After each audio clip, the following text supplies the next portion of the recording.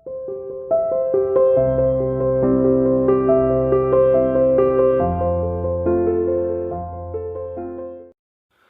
To CR international school online classes. Hello students, अब continue करते हैं अपने जो रिमेनिंग टॉपिक्स हैं study of the periodic properties. इसकी बहुत सारी पीरियोडिक प्रॉपर्टीज़ के बारे में हम स्टडी कर चुके हैं। कुछ पुराना वर्क आप बोर्ड पे भी देख रहे हो जो लास्ट डिस्कस हुआ था। तो एक बार मैं आपको जो जो पीरियोडिक प्रॉपर्टीज़ है जिनका हम स्टडी कर चुके हैं उनके बारे में पहले बस नेमिंग बता देता हूँ, जिससे आपको रिमाइंड हो जाए कि अच्छा हम ये प्रॉपर्टी पढ़ चुके हैं। तो बेटे देखो, पीरियोडिक प्रॉपर्टीज़ में सबसे पहले एक तो क्लियर करना हो कि हम अभी ग्रुप स्टडी कर रहे हैं कि पीरियोडिक टेबल में किसी भी ग्रुप में अप टू डाउन मूव करने पर जो डिफरेंट पीरियोडिक प्रॉपर्टीज हैं वो कैसे बढ़ती हैं, घटती हैं, कांस्टेंट रहती है। Is it clear? अभी पीरियड की स्टडी एक साथ बाद में करेंगे, पहले सारी पीरियोडिक प्रॉपर्टीज के ग्रुप की स्टडी कर रहे हैं। ठीक है, तो पहली प्रॉपर्टी आप याद करिए, हमने क्या पढ़ाया था आपको? एटॉमिक रेडियस, है ना। Second number atomic volume, then atomic size. Clear है पॉइंट? उसके बाद हमने आपको पढ़ाया था टोटल न्यूक्लियर चार्ज। ठीक है, उसके बाद स्क्रीनिंग इफेक्ट और उसका एक दूसरा नाम था शील्डिंग इफेक्ट। देन हमने उसके बाद क्या लिया था बेटा आपके सामने, है ना, इफेक्टिव न्यूक्लियर चार्ज, कि लास्ट शेल के इलेक्ट्रॉनों पर टोटल प्रोटॉन्स का जो अट्रैक्शन फोर्स है वो क्यों नहीं पहुंच पाता। कर्नल शेल के इलेक्ट्रॉनों के द्वारा बीच में क्या होता है ना, स्क्रीन हो जाता है। कैसे स्क्रीन होता है, क्या पूरा रीजन एक्सप्लेन किया था, है ना। तो जो लास्ट शेल पे पहुंचता है वो हमारा क्या कहलाता है बेटा? Effective nuclear charge. Is that clear? तो इस तरीके से हमने ये 6 प्रॉपर्टीज ये हुई। 7 प्रॉपर्टी जो हमने बेटा आपको पढ़ाई वो क्या थी? हमारी न्यूक्लियर अट्रैक्शन फोर्स, जिसको हम कूलम्ब फोर्स भी बोलते हैं। क्लियर है पॉइंट बेटा? तो वो हमारा क्या है? Coulomb force. चलो, और उसके बाद जो हमारे पास चीज़ है बेटा, इसके 7 प्रॉपर्टी हो गई। उसके बाद हमने पढ़ाया था आपको metallic and non metallic character, आपको याद आ रहा है? क्लियर है पॉइंट? और मेटालिक एंड नॉन मेटालिक के बाद हमने पढ़ाया था reducing nature and oxidising nature. Clear? और देखो, मैंने वहां पर आपको और फिर देन ये थी आयनाइजेशन पोटेंशियल और आपका इलेक्ट्रॉन गेन एंथैल्पी। और देखो बेटा, आपको मैंने एक चीज और रिमाइंड करा देता हूं कि मैंने आपको बताया था जो 1 से लेके 13 तक के ग्रुप हैं, ठीक है, जो 1 से लेके 13 तक के बेटा ग्रुप हैं वो हमारे क्या रखते हैं? मेटालिक। उनका मेन नेचर क्या है? इलेक्ट्रॉन को लॉस करना। उसमें मेटल्स होती हैं, वो लॉस करते हैं। तो मेटालिक करेक्टर उनका मेन है, नॉन मेटालिक उनका सेकेंडरी करेक्टर है, कॉन्जुगेट करेक्टर है। ठीक है ना बेटा? तो आपको कभी देखना हो तो इनमें पहले आप अगर इन 1 से 13 ग्रुप का कभी नॉन मेटालिक नेचर भी आपसे पूछे तो आप निकालना पहले क्या? मेटालिक, और उसके अपोजिट कर देना। मेटालिक ज्यादा है तो उसमें नॉन मेटालिक क्या होगा? कम होगा। जैसे हमने देखा अप टू डाउन मूव करने पर नीचे की तरफ जाने पर क्या होता है? मेटालिक कैरेक्टर इंक्रीज करता है। ठीक है, तो नीचे वाले एलिमेंट्स में मेटालिक कैरेक्टर ज्यादा होगा किसी भी ग्रुप के, है ना। और ऊपर वाले एलिमेंट्स में क्या है? मेटालिक कैरेक्टर कम, तो फिर ज्यादा कौन सा होगा? Non metallic. क्लियर है पॉइंट? तो 1 से 13 वाले मेटालिक कैरेक्टर रखते हैं, उनका मेन कैरेक्टर। ठीक है, और बाकी 14 से लेके 17 वालों का मेन कैरेक्टर क्या है ना, वो लॉस वो गेन करते हैं और शेयर करते हैं, तो वो क्या है? Non metallic nature. ठीक, और जो ग्रुप मेटालिक कैरेक्टर रखते हैं बेटा वो ही रिड्यूसिंग कैरेक्टर रखते हैं, क्योंकि मेटालिक कैरेक्टर भी लॉस ऑफ इलेक्ट्रॉन पे डिपेंड है और रिड्यूसिंग कैरेक्टर भी लॉस ऑफ इलेक्ट्रॉन पर डिपेंड है। कैसे? रिड्यूसिंग कैरेक्टर का मतलब दूसरे का रिडक्शन करना, मतलब खुद का ऑक्सीडेशन करना। खुद का ऑक्सीडेशन मतलब लॉस ऑफ इलेक्ट्रॉन। तो मेटालिक कैरेक्टर भी किस पे डिपेंड है? लॉस ऑफ इलेक्ट्रॉन पर। रिड्यूसिंग नेचर भी, रिड्यूसिंग कैरेक्टर भी किस पे डिपेंड है जी? लॉस ऑफ इलेक्ट्रॉन पर। और आप जो बोर्ड पे देख रहे हो बेटा आयनाइजेशन पोटेंशियल, वो भी किस पे है? देखो, लास्ट शेल से एक इलेक्ट्रॉन के निकलने पर। तो आप इस तरीके से कंपैरिजन करके भी आसानी से याद रख सकते हो। तो 1 से 13 ग्रुप का मेन कैरेक्टर कौन सा है? मेटालिक, रिड्यूसिंग और आयनाइजेशन पोटेंशियल। और 14 से लेके बेटा 17 ग्रुप के एलिमेंट्स का मेन कैरेक्टर कौन सा है? Non metallic. ठीक है बेटा, और आपका ऑक्सीडाइजिंग नेचर और electron gain enthalpy. Is that clear? चलिए, तो ये इलेक्ट्रॉन गेन एंथैल्पी जो आप बोर्ड पे देख रहे हो बेटा, इलेक्ट्रॉन गेन एंथैल्पी और आयनाइजेशन एंथैल्पी, ये बहुत ही इंपॉर्टेंट कैरेक्टर्स हैं बेटा, बहुत ही इंपॉर्टेंट, है ना, प्रॉपर्टीज हैं। इनको मैं एक बार रिवाइज करा देता हूँ। ठीक है, मैंने एक एग्जाम्पल 11th का ले रखा है, स्टार्टिंग ग्रुप्स का। मतलब प्रेडिक्ट टेबल में तो देखो सारे 18 ग्रुप आते हैं, कोई 11th नहीं है और कोई 12th नहीं है, पूरा मेन प्रेडिक्ट प्रॉपर्टीज है। लेकिन हाँ, इन पे बेस्ड हमारे 11th के सेकेंड टर्म में एस ब्लॉक चैप्टर है, तो ये वाली स्टडी काम आ जाती है ना। और +2 में हमारे 15 से लेके 18 तक के ग्रुप की स्टडी है, तो हमारी ये काम आ जाती है। इसीलिए मैं आप प्रेडिक्ट टेबल में बेटा दोनों एग्जाम्पल्स ले रहा हूँ। मैंने शुरू से यही 2 एग्जाम्पल ले रखे हैं, इसीलिए कि आप साथ ही साथ ये रिलेट कर पाए जो केमिस्ट्री के कंफ्यूजन है। सुने, केमिस्ट्री में बच्चे कंफ्यूज बहुत रहते हैं। क्लियर ना पॉइंट? वो इसीलिए सिमिलैरिटी दी। देखो, पढ़ा प्रेडिक्टेबल रहा हूँ, सवाल करा रहा हूँ एक 11th के सेकंड टर्म का, और एग्जाम्पल मतलब जो मैंने लिए है ना, और एक +2 का। कि आप रिलेट कर पाएं जी तीनों चीजें एक ही हैं। एक चीज समझ लो तो 3 जगह के क्वेश्चन हमारे खत्म हो गए आसानी से। ठीक है ना बेटा? चलो, तो इन 2 प्रॉपर्टीज को मैं दोबारा रिवाइज करा देता हूं, थोड़ा ध्यान से देखना। तो आयनाइजेशन पोटेंशियल क्या है बेटा? जो हमारा आयनाइजेशन पोटेंशियल है कि देखो किसी भी एलिमेंट की, एटम है ना, एलिमेंट में तो बहुत सारे एटम होते हैं सिमिलर, कोई भी एक एटम हमने लिया, जैसे ये मैंने मैग्नीशियम का ले रखे हैं। फर्स्ट शेल कंटेन मतलब 2 इलेक्ट्रॉन है फर्स्ट में, देन 8 इलेक्ट्रॉन और लास्ट में 2 इलेक्ट्रॉन। तो पहले 1 बाई 1 ही तो बेटा रिलीज होगा। ठीक है ना बेटा? मान लो एक सिंगल इलेक्ट्रॉन, किसी भी एटम की लास्ट शेल से एक सिंगल इलेक्ट्रॉन को लॉस करने में कुछ एनर्जी की रिक्वायरमेंट होती है, क्योंकि बेटा इलेक्ट्रॉन एनर्जी को कंटेन करता है, वो निकल गया तो साथ में एनर्जी भी कम हुई होगी। तो एनर्जी तो बराबर रखनी है बेटा, है ना, एनर्जी कंजर्वेशन लॉ होता है। तो बदले में से एनर्जी की रिक्वायरमेंट है, तो हमें एक्सटर्नल सोर्स से कहीं से एनर्जी चाहिए। तो the amount of energy which is required to lose a single electron. ठीक है बेटा? अब देखो वो एनर्जी का यूज क्या होता है कि ये इलेक्ट्रॉन कुछ ना कुछ अट्रैक्शन फोर्स से न्यूक्लियस से बना हुआ है, तो ये निकलेगा कब? जब ये फोर्स ऑफ अट्रैक्शन टूटेगा। तो वो एक्सटर्नल जो एनर्जी आएगी जब इससे फोर्स टूटेगा, ब्रेक करेगा, तभी तो इलेक्ट्रॉन फ्री होगा। Again that is the reasoning, है ना, ये इसके पीछे की रीजनिंग है बेटा। क्लियर है पॉइंट? तो इस तरीके से हम क्या करते हैं, ये हमारा अपना। तो अब हम क्या करते हैं, अब ध्यान से देखिएगा बेटा। तो डेफिनेशन आपको समझ में आ गई कि किसी भी एटम की लास्ट शेल से 1 इलेक्ट्रॉन को लॉस करने में जो अमाउंट ऑफ एनर्जी की रिक्वायरमेंट होती है, दैट इज कॉल्ड, है ना, आपका दैट इज कॉल्ड, है ना, the amount of energy is called ionisation potential या आयनाइजेशन एंथैल्पी।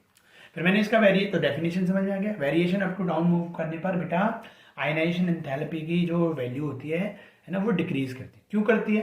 अब वो देखो बेटा। Clear point? अब वो हम देखते हैं। तो अप टू डाउन मूव करने पर देखिए, जो ये अप टू डाउन मूव करने पर लास्ट शेल पे फोर्स ऑफ अट्रैक्शन क्या होता है बेटा? डिक्रीज, है ना। तो सब ये वही, इसमें भी 2 है, इसमें भी 2, इसमें भी 2। तो लास्ट शेल के 2 इलेक्ट्रॉन या सेकंड शेल में तो ज़्यादा टाइटली बंधे होंगे, ये थोड़े उससे कम फोर्स से होंगे, ये उससे भी कम होंगे। तो जितना टाइटली फोर्स से होगा, उसको फोर्स देने के लिए बेटा क्या करेंगे हम?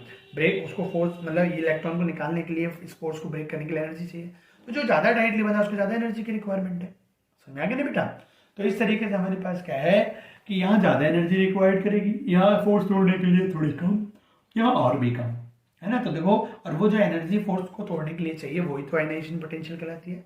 तो अप टू डाउन मूव करने पर आपको जो एनर्जी देनी पड़ेगी इस फोर्स को तोड़ने के लिए, उसका अमाउंट कम होता जा रहा है। तो आयनाइजेशन एनर्जी की, आयनाइजेशन पोटेंशियल या आयनाइजेशन एंथैल्पी की वैल्यू क्या होगी बेटा? कम होगी। तो ये आपको समझ में आ गया। अब देखो ये क्या है भाई, लॉस करने की टेंडेंसी 1 से 13 ग्रुप एलिमेंट की है, तो वहां तो ये एप्लीकेबल है। अब मैं कहूँ जी नाइट्रोजन फास्फोरस पे मैं यही बात लगाऊं, तो नाइट्रोजन तो गेन करता है, लॉस करता ही नहीं है। तो बस वही सीधी सी बात, वहां हम क्या देखेंगे, है ना। अब देखो, जिनमें आयनाइजेशन एंथैल्पी क्या है, उनका मेन कैरेक्टर क्या बनेगा? इलेक्ट्रॉन गेन, क्योंकि इसमें तो ऑक्टेट कंप्लीट करने के लिए ये बेटा क्या करता है? इलेक्ट्रॉनों को गेन करता है। क्लियर है पॉइंट? तो अब हम 15 ग्रुप के एग्जाम्पल्स पे देखते हैं। अब यहाँ पर क्या है, यहाँ छोटे साइज में 5 है, यहाँ सेकंड शेल में 5 है, यहाँ थर्ड शेल में 5, यहाँ फोर्थ शेल में 5। आगे समझ में? तो इसके पहले डेफिनेशन लेते हैं, फिर वेरिएशन और उसके रीजन पे जाएंगे। तो देखो, इलेक्ट्रॉन चाहे लॉस हो या गेन हो या शेयर हो, सारे काम लास्ट शेल में ही होते हैं। यहाँ लॉस हुआ तो भी लास्ट शेल से, यहाँ गेन होगा तो भी लास्ट शेल से। ठीक है ना बेटा? तो एक इलेक्ट्रॉन, सिंगल इलेक्ट्रॉन को गेन करने में, किसी भी एटम की लास्ट शेल में किसी एक इलेक्ट्रॉन को गेन करने में जो अमाउंट ऑफ एनर्जी बेटा रिलीज होती है, समझ में आ गया? जो अमाउंट ऑफ एनर्जी क्या होती है बेटा? रिलीज होती है ना, वो हमारी क्या कहलाती है? The amount of energy which is released to gain a single electron. ठीक है? In the last shell of any atom, that is called, है ना, इलेक्ट्रॉन गेन एंथैल्पी या इलेक्ट्रॉन एफिनिटी। एफिनिटी वर्ड क्यों आया बेटा? Actually affinity word is come from affection, और affection का मीनिंग अट्रैक्शन, और अट्रैक्शन होगा किसका? इलेक्ट्रॉन का, तभी तो वो उसको खींच रहा है। आगे पॉइंट समझ में? तो ये इलेक्ट्रॉनों के अफेक्शन को है, इलेक्ट्रॉन का अफेक्शन होगा तब इलेक्ट्रॉन को खींचेगा ना अपनी ओर, तो वो इलेक्ट्रॉन खींच रहा है, इसमें आएगा। इस बेसिस पर इसका नाम पड़ा इलेक्ट्रॉन एफिनिटी। बेसिकली जो मेन एंथैल्पी एनर्जी के बेसिस पे नाम क्या है? आयनाइजेशन एंथैल्पी और इलेक्ट्रॉन गेन एंथैल्पी। ओके बेटा? तो ये तो हो गया डेफिनेशन। अब वेरिएशन, तो ये भी क्या होता है? अप टू डाउन जब हम मूव करेंगे बेटा, तो EA की वैल्यू भी क्या होती है? डिक्रीज करती है। जो इलेक्ट्रॉन गेन एंथैल्पी की वैल्यू है वो भी क्या होती है? डिक्रीज करती जाती है। कैसे करती है बेटा? अब वो देखो। ठीक है? तो यहां पे रीजनिंग थोड़ी उल्टा है। देखो, डेफिनेशन दोनों की आपको समझ में आ गई, है ना। दोनों ही डिक्रीज करते हैं। अप टू डाउन मूव करोगे तो ए की वैल्यू भी डिक्रीज करेगी, आईपी की वैल्यू भी डिक्रीज करेगी। रीजनिंग अलग है। इसकी रीजनिंग में क्या है, अप टू डाउन मूव करते हैं, लास्ट शेल पे फोर्स ऑफ अट्रैक्शन कम हो जाता है, कम फोर्स कम एनर्जी टूट जाएगा, इसलिए आईपी की वैल्यू डिक्रीज हुई। यहां रीजन दूसरा है, डेफिनेशन हो गया है ना, और वेरिएशन सेम है, रीजन अलग अलग है। याद रखना है इस बात।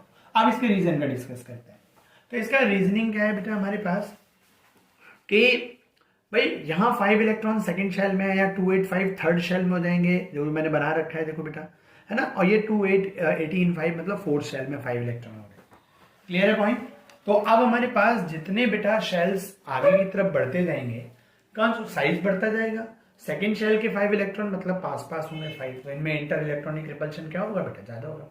ये थर्ड शेल में ही 5 इलेक्ट्रॉन है, साइज बढ़ गया सेकंड से थर्ड शेल का, तो है 5 इलेक्ट्रॉन, तो दूर दूर होंगे, और दूर दूर होंगे तो क्या होगा बेटा, पॉइंट मेरा समझ रहे हो, है ना। तो वहां पर हमारे पास क्या हो जाएगा, ये इस तरीके से इनमें इस वाले में 5 इलेक्ट्रॉन जो थर्ड शेल में, इंटर इलेक्ट्रॉनिक रिपल्शन कम या और भी कम। अब तो एक इलेक्ट्रॉन आना तो है क्योंकि 8 करने हैं, तो जब एक इलेक्ट्रॉन आएगा तो उस आने वाले इलेक्ट्रॉन को लास्ट शेल में प्रेजेंट इलेक्ट्रॉन में कहां इंटर इलेक्ट्रॉनिक रिपल्शन ज्यादा झेलना पड़ेगा, इस वाले में। तो जितना ज्यादा रिपल्शन झेलना पड़ेगा, एंट्री तो लेनी है, तो उस रिपल्शन के अगेंस्ट काम करना है ना, आगे नहीं पाए। और रिपल्शन जितना ज्यादा होता है तो उतनी अबे रिपल्शन को कम करने के लिए तो इलेक्ट्रॉन निकले, यहां निकाल नहीं सकते, तो या फिर इलेक्ट्रॉन के बदले की एनर्जी निकले, पॉइंट आगे नहीं, तभी तो रिपल्शन कम होगा। तो जितना ज्यादा रिपल्शन उतना ज्यादा एनर्जी का अमाउंट कम होगा। क्लियर है पॉइंट, क्लियर। तो यहां से तो जितना ज्यादा रिपल्शन, तो ऊपर के साइड छोटा, इंटर इलेक्ट्रॉनिक रिपल्शन ज्यादा, उस रिपल्शन को ज्यादा अमाउंट की एनर्जी रिलीज करनी पड़ेगी, बदले में इलेक्ट्रॉन आएगा। तो देखो जो इलेक्ट्रॉन आया तो एनर्जी कहां ज्यादा रिलीज हुई, इसमें कि इसमें कि इसमें, ऊपर जिसका साइज छोटा, तो इसलिए अप टू डाउन मूव करने पर ये यहां भी क्या हुआ, इलेक्ट्रॉन गेन एंथैल्पी की वैल्यू क्या हुई बेटा, डिक्रीज हुई। ठीक है, इज दैट क्लियर। ये वैसे इतना मैं आपको पुरानी वीडियो में एक्सप्लेन कर चुका था, बट उसके बावजूद भी मैंने दोबारा रिपीट किया बेटा आपको, क्योंकि ये बहुत इंपॉर्टेंट है ना। इतनी इंपॉर्टेंट प्रॉपर्टी है बेटा आपके प्लस टू 11th तो 11th, मतलब आप कॉम्पिटिशन में बैठो, आप 12th में बैठो और आप ऑर्गेनिक पढ़ो, है ना, आप फिजिकल केमिस्ट्री पढ़ो 12th की, मतलब 12th की चाहे आप फिजिकल पढ़ो, चाहे आप ऑर्गेनिक केमिस्ट्री पढ़ो, चाहे इनऑर्गेनिक पढ़ो, आप कुछ भी पढ़ो, ये इतनी इंपॉर्टेंट प्रॉपर्टी है बेटा कि ये वहां बहुत लगती है। देखो सिंपल सी चीज, आप देखो ये देखो क्या है, नाइट्रोजन हो गया, फास्फोरस हो गया, मतलब कहने का जितने आयनिक कंपाउंड होते हैं, देखो ये इलेक्ट्रॉन गेन लॉस करना है, ये गेन करना है, और एक अगर एटम इलेक्ट्रॉन गेन कर रहा है तो वो एनाइन का काम करेगा, और ये किसका काम करेगा, लॉस कर रहा है। तो जितने आयनिक कंपाउंड होते हैं, है ना, वो इलेक्ट्रॉन के गेन और लॉस से बनते हैं। तो एक एटम एनर्जी रिलीज करता है, दूसरा एटम एनर्जी गेन करता है, और जो एटम एनर्जी रिलीज कर रहा है ना, वो बदले में इलेक्ट्रॉन को गेन करेगा, जिसमें एनर्जी पहुंची वो एनर्जी रिलीज, मतलब समझ रहे हो। तो ये कॉन्जुगेशन है, तो इसलिए बहुत इंपॉर्टेंट चीज है बेटा। क्लियर। चलो अब हम आगे बढ़ते हैं अगली प्रॉपर्टी की तरफ, वो है हमारी इलेक्ट्रॉन नेगेटिविटी। ठीक है, इलेक्ट्रॉन नेगेटिविटी, EN जिसको बोलते हैं, ये भी बहुत इंपॉर्टेंट प्रॉपर्टी है। लेकिन अब सोचिए जो EN प्रॉपर्टी है बेटा, वो हमारी किसकी प्रॉपर्टी है, वो केवल और केवल नॉन मेटल्स की प्रॉपर्टी है। ठीक है, तो इसलिए मैं अब जो है ये एग्जाम्पल हटा देता हूँ। क्लियर है पॉइंट, क्लियर। तो रब करके आपको वो लेते हैं। अब देखो इलेक्ट्रोनेगेटिविटी में क्या है, एक्चुअली सबसे इंपॉर्टेंट और मस्ट कंडीशन है इन ए कोवलेंट कंपाउंड।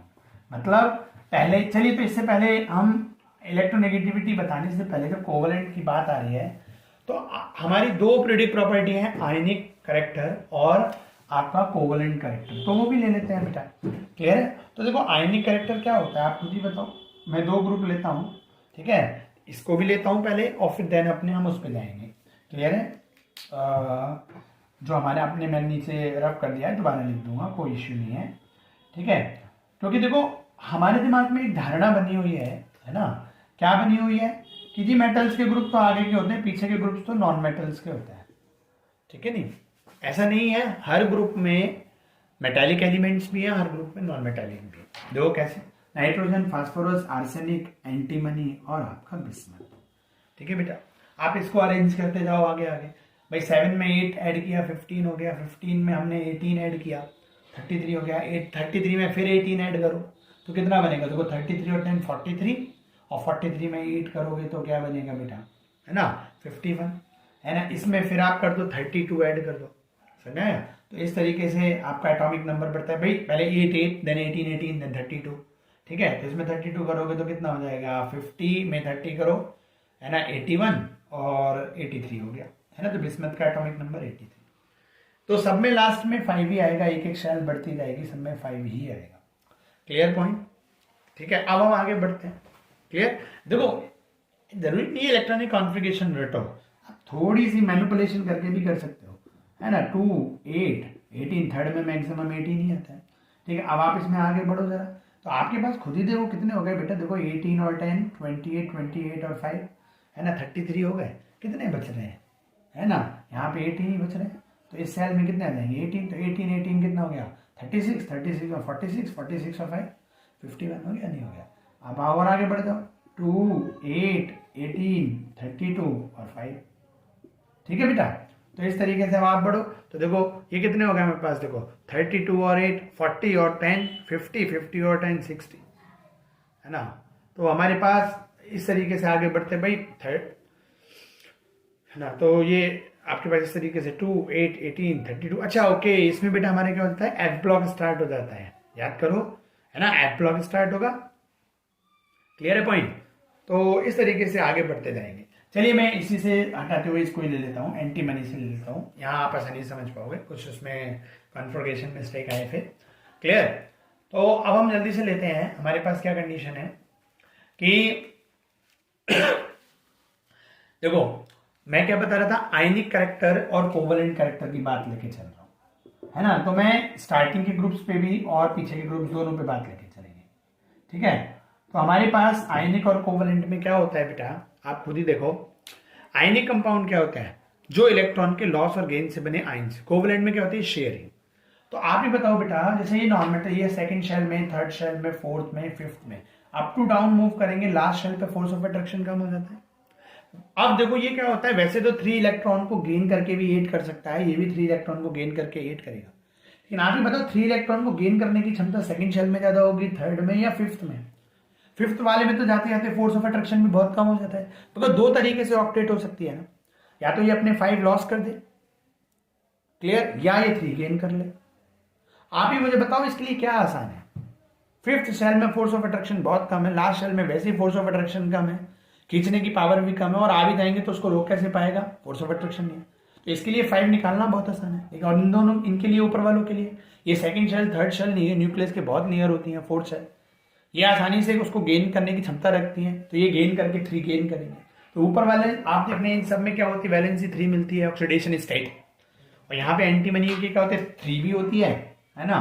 ये इसकी ऑक्सीडेशन स्टेट 3 भी मिलेगी आपको, और इसकी ऑक्सीडेशन स्टेट 5 भी मिलेगी। है नहीं समझ में आपको? क्लियर?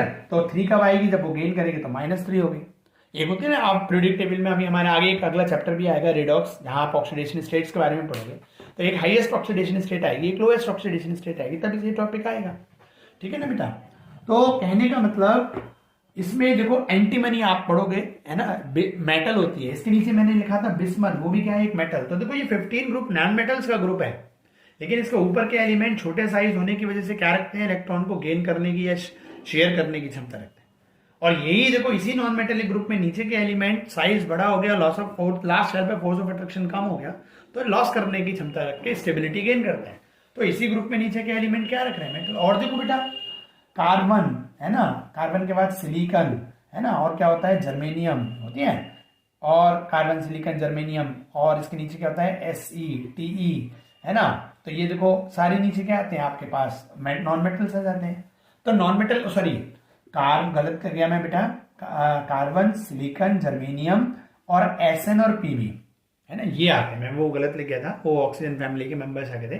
तो कार्बन सिलिकॉन जर्मेनियम और टिन और लेड, है ना। तो ये देखो ये दोनों क्या होती हैं, मेटल्स होती हैं, और ये क्या है, आपके दोनों मेटलॉइड्स में आते हैं। ये क्या होगी, नॉन मेटल्स। तो वही नॉन मेटल का ग्रुप है, ऊपर का ग्रुप क्या रख रहा है, कोवेलेंट कैरेक्टर, नीचे का ग्रुप आयनिक कैरेक्टर। समझ में आ गया, क्लियर? तो इसे तो अब हम कह सकते हैं कि आगे से 1 से 13 ग्रुप के एलिमेंट का, अब देखो आप आगे वाले में आ जाओ, ठीक। जैसे हमारे पास क्या है, हाइड्रोजन, लिथियम, सोडियम और पोटेशियम, है ना। आप इन पे आओ, 1 2,1 281, है ना, 2881। तो ये तो देखो फोर्स शेल है, लास्ट शेल पे फोर्स ऑफ अट्रैक्शन कम है, बहुत जल्दी निकाल देगा, ये भी अपना इलेक्ट्रॉन निकाल देता है। लेकिन ये क्या करते हैं, ये छोटे साइज पे है, तो ये इतनी आसानी से नहीं। आप लिथियम के देखो, लिथियम के कंपाउंड आपको जनरली क्या मिलेंगे, कोवेलेंट, है ना। आप इससे अगले ग्रुप में जाओ, बेरिलियम, मैग्नीशियम, है ना, बेरिलियम के कंपाउंड क्या मिलते हैं, BeCl2, कोवेलेंट बॉन्ड बनाता है। हाइड्रोजन के मोस्टली, अब देखो ये फर्स्ट ग्रुप में है, लेकिन हाइड्रोजन के 99% कंपाउंड कौन से हैं, कोवेलेंट। लेकिन ऐसा नहीं है कि हाइड्रोजन कोवेलेंट ही बनाता है, आयनिक भी बनाता है। अब देखो CaH2 कंपाउंड है, कैल्शियम का मेटल ये देती है, तो ये इलेक्ट्रॉन को गेन भी करता है, गेन करेगा तो माइनस आएगा इस पर, समझ में आ गया नहीं। तो आयनिक भी है, कोवेलेंट भी है, तो ये चीज समझ में आई आपको बेटा, क्लियर है पॉइंट। चलो अब इसी से हम, तो आयनिक कैरेक्टर समझ में आ गया और आपको कोवेलेंट कैरेक्टर हो गया। अब जल्दी से हम एक प्रॉपर्टी लेके चलते हैं बेटा, वो कौन सी है हमारी, वो है इलेक्ट्रॉन नेगेटिविटी, ठीक है, जिसको हम लेके चल रहे थे। तो देखो इलेक्ट्रॉन नेगेटिविटी के लिए जो फर्स्ट मैंडेटरी कंडीशन है, इन्हें कोवेलेंट कंपाउंड, ठीक है। तो ठीक है, हमारा प्रॉपर्टी क्या है, इलेक्ट्रो, है ना, नेगेटिविटी, इलेक्ट्रो नेगेटिविटी, जिसको शॉर्ट में क्या बोलते हैं हम, EN, क्लियर। इसके लिए फर्स्ट और मैंडेटरी कंडीशन क्या है, in a covalent compound, in a covalent compound. आगे पॉइंट समझ में, सबसे मैंडेटरी कंडीशन, जैसे फॉर एग्जांपल H और Cl। भाई Cl की लास्ट शेल में क्या होता है, चलो इसका मैं वैसा डायग्राम बनाऊं। Cl की लास्ट शेल होती है ना, 1 2 3 4 5 6, है ना, और एक 7। ये Cl की लास्ट शेल क्यों हो गई, ये हाइड्रोजन से 1 1 की शेयरिंग हो गई, इनमें फोर्स ऑफ अट्रैक्शन हो गया। अब देखो क्या होता है, Cl को ऑक्टेट करने के लिए, और अगर Cl Na से मिले तो क्या कंडीशन होती है भाई, देखो 2 8 1 2 8 7, ये अपना 1 लॉस करके इसको दे देता है, यहां से क्या हो जाते हैं, ये 8 हो जाते हैं, ये हो जाता है, इस पे माइनस आ गया, इस पे एक प्लस आ गया। इतनी बात समझ में आई। तो देखो ये भी एक Cl का, ये भी एक Cl, लेकिन वर्किंग बदल गई। भाई जब Cl को सोडियम मिल रहा है इलेक्ट्रॉन देने वाला, है ना, तो ये अपनी इलेक्ट्रॉन को गेन करके क्या कर लेता है, 8 कर लेता है। लेकिन हाइड्रोजन में क्या है, उसमें ही 1 है, वो दे देगा तो उसके 0 हो जाएंगे। तो हाइड्रोजन के साथ उसको मजबूरी में शेयरिंग करनी पड़ती है, लेकिन चाहेगा क्या कि पूरा इलेक्ट्रॉन मुझे मिल जाए, तो वो क्या करता है, इन शेयर पेयर ऑफ इलेक्ट्रॉन को अपनी ओर खींचता है। शेयर पेयर में देखो एक तो खुद Cl का है, एक इसका हाइड्रोजन, तो उसको अपनी ओर खींचने की प्रॉपर्टी रखता है। समझ में आ गया ना बेटा, क्लियर है पॉइंट। तो इलेक्ट्रोनेगेटिविटी की डेफिनेशन समझ में आई। इन ए कोवेलेंट कंपाउंड, है ना भाई, कोवेलेंट कंपाउंड है और बॉन्ड बन रहा है, तो बॉन्ड तो हमेशा 2 एटम्स के बीच ही बनेगा, क्लियर है। तो एक एटम जो होगा जिनके बीच में एक बॉन्ड बना है, उनमें से एक एटम जो होता है शेयर पेयर ऑफ इलेक्ट्रॉन को अपनी ओर खींचने के, यहां किधर की तरफ है शेयर पेयर की टेंडेंसी, Cl साइड। समझ में आ गया नहीं, क्यों है बेटा, क्लियर, क्योंकि उसमें देखो 7 है, वो चाह रहा है बस एक मुझे मिल जाए तो मेरे 8 हो जाएंगे। इसको तो मिल ही गए हैं, लेकिन वहां शेयर करना पड़ रहा है, वो चाह रहा है ये वाला परमानेंटली मेरी तरफ ही आ जाए। तो शेयर पेयर ऑफ इलेक्ट्रॉन को अपनी ओर खींचता है, बस ट्रांसफर नहीं करा पाता बेटा, ये नहीं इसकी तरफ परमानेंट ट्रांसफर करा लेता, बस खींचने की एक टेंडेंसी है। तो इलेक्ट्रोनेगेटिविटी की डेफिनेशन है tendency to attract the share pair of electron towards itself, share pair in a covalent compound, ठीक है, ये तो हो गया इंग्लिश में। अब देखो हिंदी, किसी कोवेलेंट कंपाउंड में शेयर पेयर ऑफ इलेक्ट्रॉन को अपनी ओर खींचने की टेंडेंसी क्या कहलाती है, इलेक्ट्रोनेगेटिविटी। और जो एलिमेंट रखते हैं वो क्या कहलाते हैं, इलेक्ट्रोनेगेटिव एलिमेंट या एटम, जो खींचेगा वही क्या करेगा। और देखो पार्शियली खींचेगा तो इस पे क्या आएगा, डेल्टा प्लस चार्ज आएगा, इस पे जो जिसके खींच रहे हैं उस पे डेल्टा प्लस, जिसकी तरफ पार्शियली, भाई पूरी तरह तो नहीं जा रहा, जो पूरी तरह जाता है तो कंप्लीट माइनस कंप्लीट प्लस आता है, तो एक पार्शियली शिफ्टिंग हो रही है, तो थोड़ा सा उस पे इलेक्ट्रॉन डेंसिटी बढ़ जाएगी, इसलिए वो पार्शियली नेगेटिव हो गया, पार्शियली पॉजिटिव हो गया, ठीक है बेटा। तो इस तरीके से हमारे पास क्या है, ये इलेक्ट्रोनेगेटिविटी आ गई, क्लियर है, डेफिनेशन समझ में आई। In a covalent compound tendency to attract the share pair of electron towards itself, अपनी साइड, दैट इज कॉल्ड इलेक्ट्रोनेगेटिविटी। अब वेरिएशन की बात करते हैं। अब आप बताओ मुझे कि इलेक्ट्रोनेगेटिविटी मेन काम किसका है, किन एलिमेंट्स का। भाई देखो जिसमें डेफिशिएंसी होगी, जिसकी लास्ट शेल में इलेक्ट्रॉन पूरे नहीं होंगे, और पूरा करने के लिए उसको इलेक्ट्रॉन गेन करने पड़े, या देखो गेन नहीं शेयर करने पड़े। शेयर कौन करते हैं, नॉन मेटल्स। तो बेटा चाहे मेटालिक ग्रुप के एलिमेंट हो चाहे नॉन मेटल के हो, जिनको शेयरिंग करनी पड़ रही है, सबसे मैंडेटरी कंडीशन इसीलिए मैंने ये बताई, उन सब में इलेक्ट्रोनेगेटिविटी मिलेगी। जिनको शेयरिंग इलेक्ट्रॉन की करनी पड़ी अपनी ऑक्टेट या डुप्लेट को पूरा करने। अब वो चाहे मेटालिक ग्रुप के हों चाहे नॉन मेटल, लेकिन मेन कैरेक्टर किसका होगा, ये नॉन मेटल्स का। ठीक है बेटा, 14 से लेके आपके 18 ग्रुप 17 ग्रुप। Clear point. चलो अब हम इन ग्रुप की वेरिएशन की बात करते हैं बेटा। आप खुद ही बताओ मुझे, जैसे नाइट्रोजन ने 3 इलेक्ट्रॉन, मान लो किसी से 3 इलेक्ट्रॉनों की शेयरिंग कर ली, ठीक है, ये नाइट्रोजन के 5 है, 3 इलेक्ट्रॉन की शेयरिंग कर ली। एक ये सेकंड शेल में शेयरिंग है, एक ये थर्ड शेल में, यहाँ भी कोई ना कोई शेयरिंग होगी। ये फास्फोरस की है, मान लो ये फास्फोरस है, इसकी लास्ट शेल में हमारे पास 5 इलेक्ट्रॉन है, एक ये हाइड्रोजन एक ये है ना, एक मान लो नाइट्रोजन है। मैं इसको साफ कर देता हूँ, ठीक है, तो आप ध्यान से देखना। तो नाइट्रोजन का साइज क्या है बेटा, इसके कंपेरिजन में छोटा, यहाँ भी 1 2 3 4 5 है, 1 2 और 1 3। अब आप मुझे बताओ शेयर पेयर ऑफ इलेक्ट्रॉन्स को जो खींचने की क्षमता होगी वो किस में ज्यादा होगी, है ना, वो इसमें शेयर पेयर को नाइट्रोजन के इलेक्ट्रॉन तेजी से खींचेंगे हाइड्रोजन के साथ जो शेयर हुई है फास्फोरस के। तो ऑब्वियसली आपका आंसर क्या आएगा, नाइट्रोजन के जो इलेक्ट्रॉन्स हैं वो हाइड्रोजन, नाइट्रोजन के जो लास्ट शेल के इलेक्ट्रॉन है वो जो हाइड्रोजन से शेयरिंग वालों को ज्यादा है, क्योंकि ये सेकंड शेल में फोर्स ऑफ अट्रैक्शन ज्यादा है, तेजी से खींचेंगे। तो ऊपर वाले ने देखो तेजी से शेयर पेयर को खींचा, टेंडेंसी ऊपर वालों में ज्यादा है, तो ऊपर की इलेक्ट्रोनेगेटिव ये टेंडेंसी जो है, देखो आईपी और ये में एनर्जी का अमाउंट था, यहाँ कोई एनर्जी का अमाउंट नहीं, यहाँ टेंडेंसी है, tendency to attract the share pair of electron towards itself, that is called electronegativity. तो देखो कौन तेजी से खींचेगा, जिसकी लास्ट शेल छोटी होगी। लास्ट शेल छोटी किसकी होगी, ऊपर के एलिमेंट से। तो ग्रुप में ऊपर के एलिमेंट की क्या होती है, छोटी साइज होने की वजह से, लास्ट शेल पे फोर्स ऑफ अट्रैक्शन ज्यादा होने की वजह से शेयर पेयर ऑफ इलेक्ट्रॉन को खींचने की टेंडेंसी ज्यादा होती है, इसलिए उनकी इलेक्ट्रोनेगेटिविटी क्या ज्यादा। तो आप टू डाउन मूव करोगे तो इलेक्ट्रोनेगेटिविटी क्या करेगी बेटा, ग्रुप में ये भी डिक्रीज करेगी। तो आपने देखी एक चीज, आईपी भी डिक्रीज करी, ईए भी डिक्रीज करी और ईएन भी डिक्रीज करी। ठीक है, ये तीनों इतने इंपॉर्टेंट है बेटा, इनको बहुत अच्छे से करना है ना। और जो भी आगे लाइव क्लास है ना, आज हो नहीं तो मंडे ट्यूसडे जब भी आए है ना, तब उसमें इन 3 टॉपिक्स में से अब तक की जो पीरियोडिक प्रॉपर्टी पढ़ाई है, अगर आपको कोई दिक्कत आती है तो जरूर पूछिएगा, ठीक है ना। ये बहुत ही इंपॉर्टेंट प्रॉपर्टी तीनों है ना, E N E I P और ई ए। ये मैं आपसे कह रहा हूँ ना, +2 के चाहे फिजिकल पढ़िए, इनऑर्गेनिक पढ़िए, इवन ऑर्गेनिक तो आप बिना इनके समझ ही नहीं सकते, सोचो है ना। 11th का भी फर्स्ट टर्म में एक ऑर्गेनिक आएगा, वो भी आपको है, तो सब इन्हीं पे बेस्ड है। Okay, thank you.